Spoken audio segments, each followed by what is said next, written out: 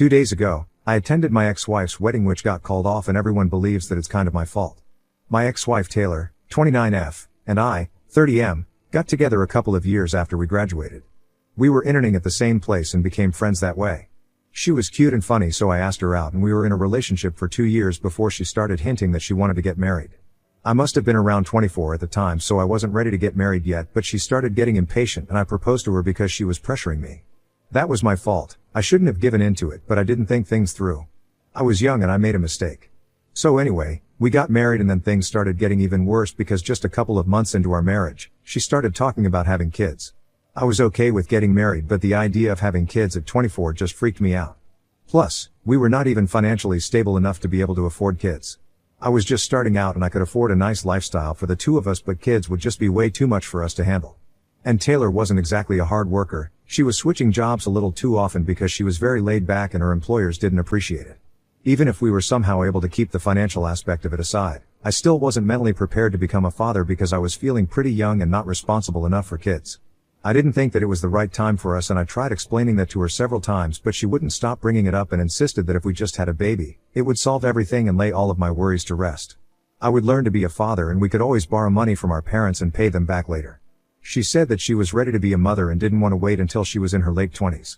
Because this was apparently the peak of her youth and childbearing years and she wanted to make the most of it.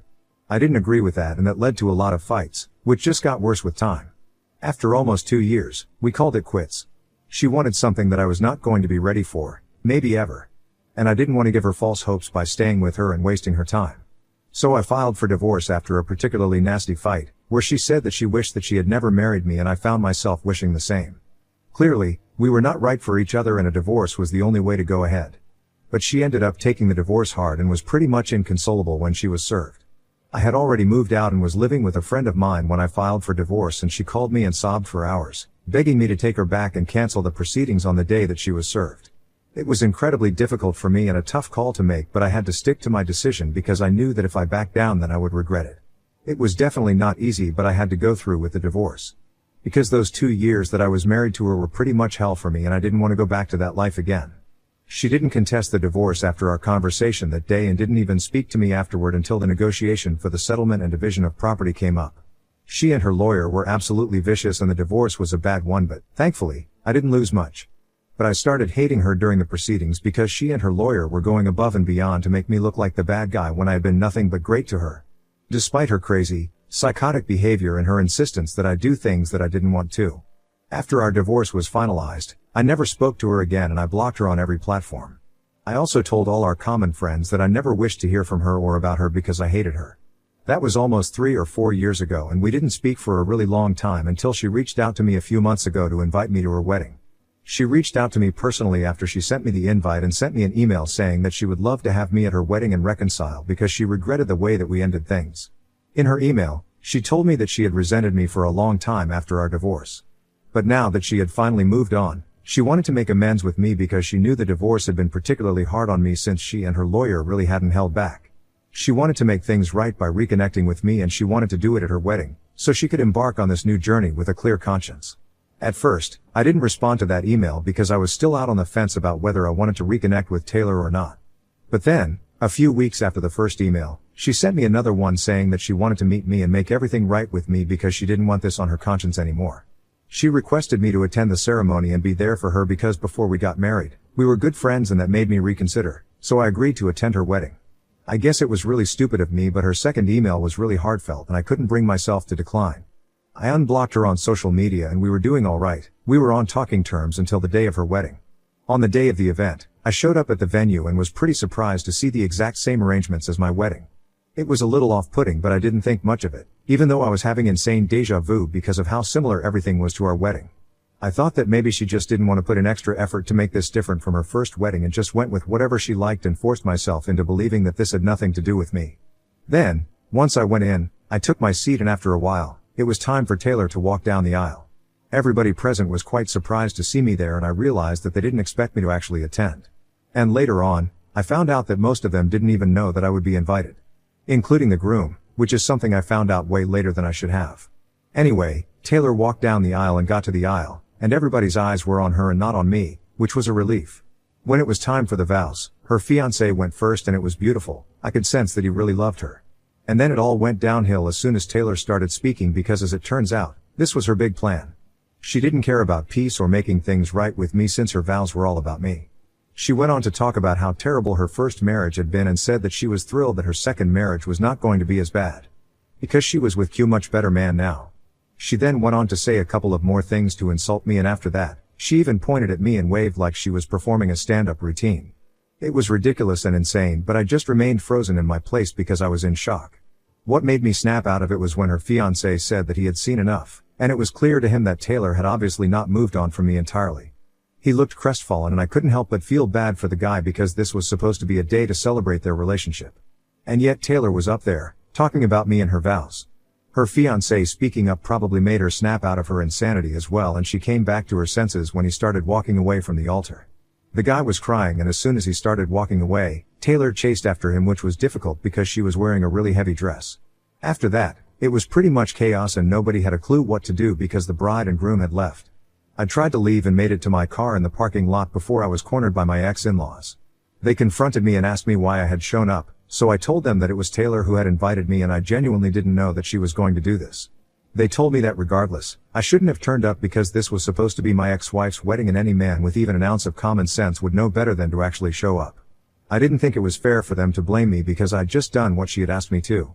She was the one who specifically requested me to attend her wedding, and that's why I did so, for peace. I even showed those 2 emails to her parents, hoping that it would make them realize that this was her fault and not mine. But they told me that apparently, I had always known that Taylor had feelings for me even during the divorce and it had been hard for her to move on. I didn't know that. And by responding to her invitation, and then talking to her, I distracted her from her relationship, which is why she got off track today, and now her wedding was ruined because of me. I thought it was crazy that they were even blaming me for this, so I got into my car as soon as I could and went back home. Afterward, I learned that the wedding had to be called off because her fiancé wasn't ready to get married to her anymore. A common friend told me that apparently, she hadn't even told her fiancé that he was going to invite me. So he had been completely blindsided when he saw me sitting among the guests. They didn't know much about what had happened later, but all that they did know is that their families got into a really bad argument and her fiancé and his parents stormed out because they thought that Taylor was still not over me. She was forcing this wedding because she wanted to make me jealous, which is why she had invited me and had made it a point to talk about me during the ceremony because she wanted me to feel bad and regret leaving her. Honestly, that theory makes a lot of sense and I'm pretty sure that that's exactly what happened. Because if she had moved on from me, she wouldn't have cared about me being present there or not. Taylor insisted that she only made that speech because she saw me sitting there and her plan was to humiliate me and then move on to talking about how great she had it with her man now, and so everybody would realize just how over me she was. I think it was a terrible idea on her part and I really don't buy what she said in her defense. If she was truly over me, she wouldn't feel the need to talk about me or to prove to anybody that she was over me. She just wouldn't care. It's sad that her wedding had to fall apart, but what's even sadder is that our friends are blaming me for this. They think that I should have just rejected her invitation and blocked her because I'd always known that she had a soft corner for me. And they agreed with Taylor's parents, that my being involved in her life again is what distracted her and that's why she went crazy and wrote that stupid little speech, which is what ended up ruining her wedding. Everybody has been blaming me for what happened and they believe that I shouldn't have shown up at all, even after I told them that she is the one who invited me and even requested me to attend so that we could make peace with our past. Ida for attending my ex-wife's wedding? Update 1. 1 week has passed since the wedding and I have stopped speaking to all our common friends. I don't think it was fair for them to blame me and make me feel bad about what happened at the wedding because it wasn't my fault. Most of you agreed in the comment section that I had nothing to do with what happened and I barely even spoke to her in the months leading up to the wedding. I couldn't have possibly known that she still had a thing for me, and even if I knew that, I couldn't have predicted the speech that she was going to make during her vows and make it all about me. To be honest, I kind of believe that whatever happened was for the best. This way, some innocent guy doesn't get hurt just because Taylor wanted to show off how over me she was. I feel bad that our friends are not on my side here because it feels really unfair and the blame feels completely misplaced. But this has happened before and I can't say that I'm surprised because I always knew that if it came down to it, they would definitely pick Taylor over me. Even during the divorce, it was Taylor and her lawyer who were really coming for me during the negotiations. When I used to complain about that to our friends, they would say that she was just doing it because she was hurt and that I needed to understand that this divorce was harder for her than it was for me and cut her some slack. So most of them had always been on her side and this really doesn't come as a surprise. But I guess it's just a little hurtful that even in a situation like this, where I'm obviously not in the wrong, they still want to take her side. I'll get over it, but I'm not going to speak to our friends again. I don't really know what happened with Taylor and her fiancé. I know the wedding is off, but I'm also curious to know more. She hasn't reached out to me yet or anything, but I have a feeling that she might. Since her parents also believe that this was my fault, and they will most certainly talk to her, and then she will come and blame me and it'll be a whole fight. Even just thinking about it makes me feel uneasy. Update 2. Hi. So this is coming just a day after my last update here. I said here that I stopped talking to our mutual friends because all of them were siding with Taylor. I didn't block them, but I just stopped replying to them. I didn't think that they would notice it so soon, but they did, and they decided to confront me about it. We have a group text, without Taylor, of course. They have a separate one with her. And today, one of our friends confronted me in the group and asked me why I was ignoring all of them. So I decided to be honest with them, and I told them that I didn't like the fact that they were choosing to blame me even now, knowing that this was not my fault. I told him that it had been really difficult for me, even during the divorce, because Taylor and her lawyer were really trying their best to make me look like a bad guy, and it was a very emotionally tough time for me. But even then, they took her side and completely invalidated my feelings. This time, they were doing the same thing yet again, and funnily enough, this time I didn't even do anything except just attend a wedding that I was invited to. And I was requested to attend, as a matter of fact. I told them that it was very clear that no matter what happened they would always be on her side. And it might sound petty and immature, but that's what I was upset about. So I didn't want to speak to them because then, they would just keep on blaming me, and I didn't need that sort of negativity right now. And just as I had expected, as soon as I said that, everybody in the group started telling me that I was overreacting and that I really needed to calm down. They tried to convince me that this was not a big deal and that they were just telling me their honest opinions. It had nothing to do with taking sides because they valued both Taylor and me equally. I didn't buy it, and so I told them that I knew that Taylor was the fan favorite here and always would be. And I was cool with it now, but I just needed some space and time away from this group, because it was becoming really toxic for me. I regretted using the word toxic because that pissed them off. They immediately turned on me and called me the toxic one because I was the one who ruined her wedding, and now, I was the one playing the victim according to them.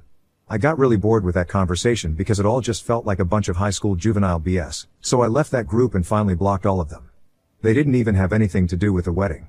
If Taylor called me toxic, I would accept it gladly because at least she was involved in some capacity. It would be ridiculous, but at least not as ridiculous as our friends trying to create drama with me out of nothing. They're probably just bored with their own lives and want somebody to hate on, which is me. They can go on hating, it hardly matters to me anymore. They suck. Update 3. 10 days since the wedding, and today, Taylor finally called me. I didn't answer because I was at work, so that was followed by a bunch of texts, demanding that I answer her call and talk to her right this instant. So during lunch, I decided to call her back and prepared myself for a really terrible argument, which is what I was expecting. But strangely enough, that's not what she was calling me for. She sounded quieter and even kind of sad, while I expected her to be furious. She went on to tell me that she wanted to apologize for everything and she wanted to do it in person. Apparently, in the days after the wedding got called off, she had been feeling terrible about everything. And even though her friends and family were doing all they could to make me the villain here and pin all the blame on me, it didn't make her feel any better because she knew that it was not the truth. In her head, she knew that this was her own fault. And she could try to make it seem like mine for just being there, but the truth was that she wanted it to happen. She didn't anticipate her fiancé leaving her because of whatever she said, but she agreed that if she was still talking about me at her second wedding, then she probably wasn't over me at all. It felt weird to hear all of this from her, but I also felt relieved that she was finally owning up to everything. She didn't want to discuss this further on the phone and said that she wanted to meet me. So we set a date in a couple of days and we'll get together for lunch and just get some closure, I guess. Update 4. Hi, everybody, I just came back home from my lunch date with my ex-wife. That's a sentence I never thought that I would say, but here we are. It was quite pleasant, even though there were a lot of uncomfortable truths that we had to get out of the way before we even started with lunch. We actually hugged each other when we met and it felt comfortable and familiar. After that, we got to talking and she confessed to me that she really only invited me because she wanted to talk about me and show me that she didn't miss me anymore. But the truth was that she missed me every single day. And the guy she was about to marry was just somebody that she was trying to use to forget me, but it wasn't working. And she completely deserved to be humiliated in front of all her friends and family on the day of her wedding because she was lying to him, and herself. It was a horrible thing that she did to him, and she held no grudges against them, for whatever he said on the day of the wedding and the things that his family said to her. Because at the end of the day, it was all true and there was no denying it. I felt a little embarrassed by that because she was essentially talking about still being in love with me. And I knew that I wasn't. But this was a conversation that needed to be had, no matter how uncomfortable or uneasy it made us feel. So we powered through it, and she told me that she was still in love with me and had always been. There was nothing that she could do about it, so she accepted it instead of trying to show the world that she had moved on. I acknowledged her feelings and told her that even though I didn't reciprocate it, I was still happy that she had love for me in her heart. It's always nice to know that you're loved. I said to her that while I couldn't bring myself to love her in the same way, maybe, I still wanted her to be happy and I wished the best for her. She cried, and when I saw her crying, I couldn't hold back the tears myself because it was just extremely emotional and cathartic for both of us. We wasted a lot of time hating each other, and I don't think we wanted to continue that anymore now that both of us were getting older. We just wanted things to be peaceful, that's it. So we promised to keep in touch, and that's how we parted ways. I can't say that it wasn't difficult for me, it was. But I'm sure that it was more difficult for her to let go of me, knowing that I would probably never love her the same as she loved me. It made me feel horrible about myself. But I know that this is not my fault, and this is for the best. She deserves somebody who can give her everything that she wants and make her truly happy, and unfortunately, I don't think I'm that guy. I tried to be that guy while we were married, but we all know how that ended. And since then I haven't exactly been with anyone. I've been out on a couple of dates here and there, but I just don't think that I'm a relationship kind of guy. And there's nothing wrong with that, but I just wish that Taylor finds somebody who wants the exact same things as her. It will be a lot easier for me to forget about her if I know that she is with somebody who is good for her.